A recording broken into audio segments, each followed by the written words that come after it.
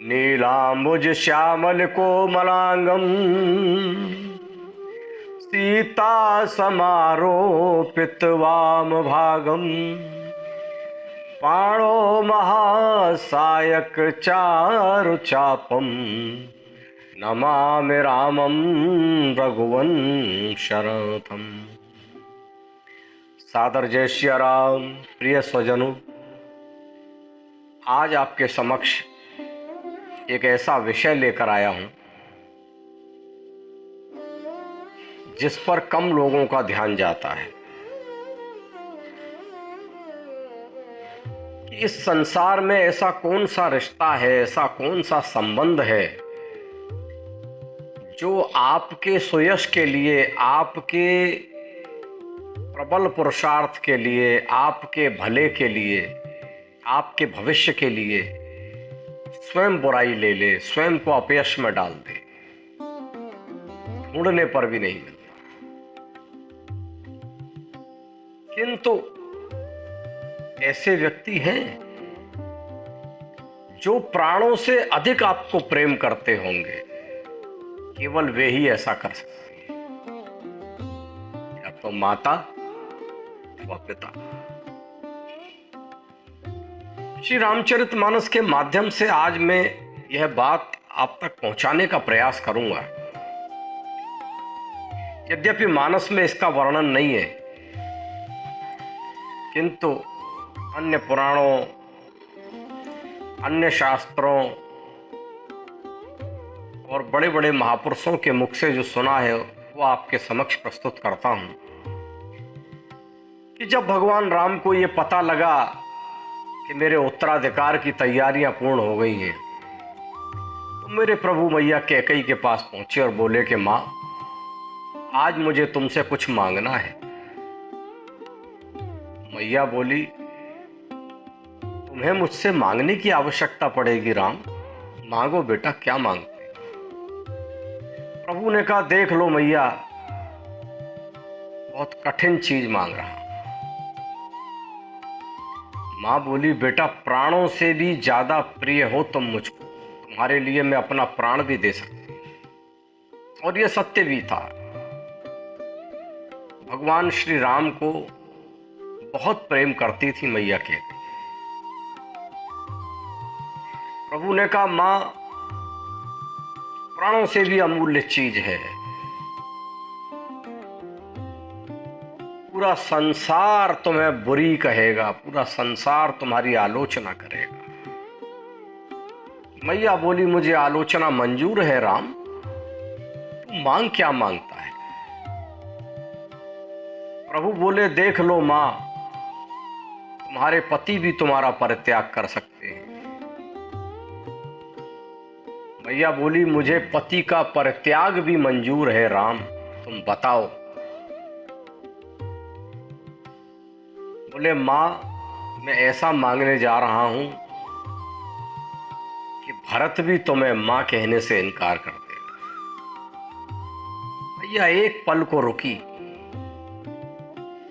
लेकिन पुनः मैया बोली, मेरा पुत्र भरत मुझे मां ना कहे, लेकिन मेरा राम तो मुझे मां कहेगा। मांगो राम, क्या मांगते। प्रभु ने कहा, मैया, मेरे लिए वनवास मांगते, क्योंकि मेरा जन्म, मेरा अवतार, मेरा प्राकट्य यहां महल में राज सुख भोगने के लिए नहीं हुआ। मेरा कार्य इस पृथ्वी पर अभी बाकी है। और भगवान राम को वन भेजने की और भैया भरत को राजपाट मांगने की जो मैया की वचन थे, राजा दशरथ से उन्होंने वरदान मांगे, उसकी पृष्ठभूमि में ये वार्ता थी।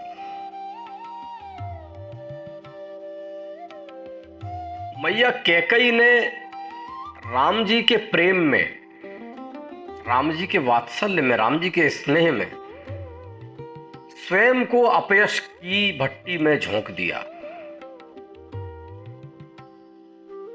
पूरी अवध ने, सभी दरबारियों ने मैया कैकई को अपमानित किया, बुरा भला कहा। राजा दशरथ ने उनका परित्याग जैसा कर दिया, अपने प्राण त्याग दिए। मैया को वैधव्य झेलना पड़ा, विधवा के रूप में शेष जीवन व्यतीत करना पड़ा। भरत भैया ने बुरा भला क्या नहीं कहा। ये माँ बेटे का संवाद है, इस पर ज्यादा गहराई में जाना ठीक नहीं है। कुल मिलाकर मेरी मैया को चारों तरफ से अपमान का सामना करना पड़ा, लेकिन वास्तविकता यह है कि कौशल्या माँ ने शिशु राम को जन्म दिया। जैसा कि मानस जी में उल्लेख है, कौशल्या माई ने शिशु राम को जन्म दिया, लेकिन मेरी कैकई अम्मा ने उसी शिशु राम को मर्यादा पुरुषोत्तम भगवान राम बना दिया। कैकई मैया के द्वारा वन में भेजे जाने के बाद ही मेरे प्रभु ने समस्त मर्यादाओं का पालन किया, और जब लौट कर आए तो उन्हीं राम को मर्यादा पुरुषोत्तम भगवान श्री राम कहा गया। कौशल्या शिशु राम की जननी है, लेकिन मर्यादा पुरुषोत्तम भगवान श्री राम की जननी कैकई अम्बा है। कैकई अम्बा ने सारा जीवन अपमान का, अपयश का विष पिया, लेकिन कभी यह तथ्य किसी के समक्ष उजागर नहीं किया कि इसके मूल में क्या है। अपने पुत्र भरत को भी कभी नहीं बताया, और इसका प्रतिफल अनेक स्थानों पर भगवान श्री राम ने प्रस्तुत किया है। जब चित्रकूट में भरत जी तीनों माताओं को लेकर श्री राम जी से मिलने गए, तो मेरे प्रभु ने सबसे पहले कैकई मैया से भेंट। वापस लौटकर भी मेरे प्रभु ने कैकई मैया से भेंट।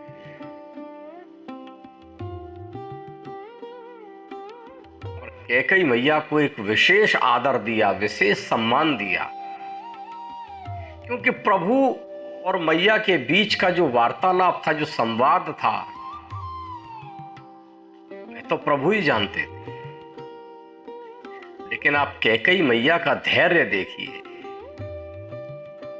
कि इतना अपयश, इतनी आलोचना, इतना दुख, इतना कष्ट सहन करने के बाद भी उन्होंने अपने वचन का पालन किया, अपने वचन को तोड़ा नहीं। यह तथ्य किसी से उजागर नहीं किया कि इसके मूल में क्या था।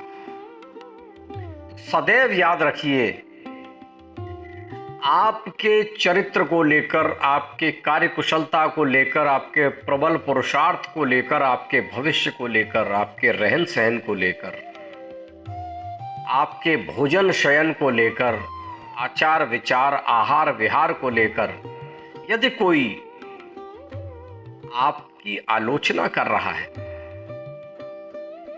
आपसे उसे सुधार के लिए कह रहा है, तो निश्चित रूप से उसे अपयश तो मिलेगा, क्योंकि आप उसे बुराई देंगे।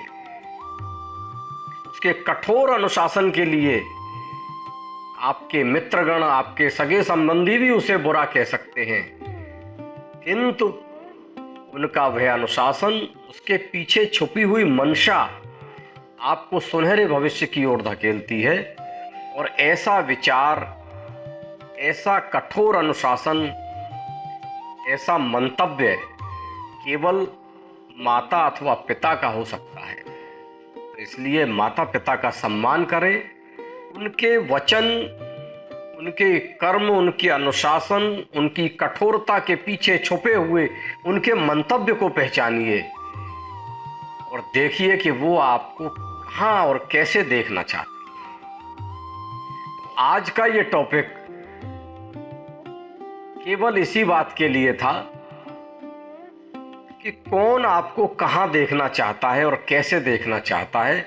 इसके लिए वह आपके बुरे बनने के लिए भी तैयार हैं, अपयश झेलने के लिए भी तैयार हैं। उन्हें एक नए विषय, एक नई समस्या के समाधान हेतु फिर से मिलेंगे। देखते रहिए आस्था वाणी चैनल। जय सिया राम।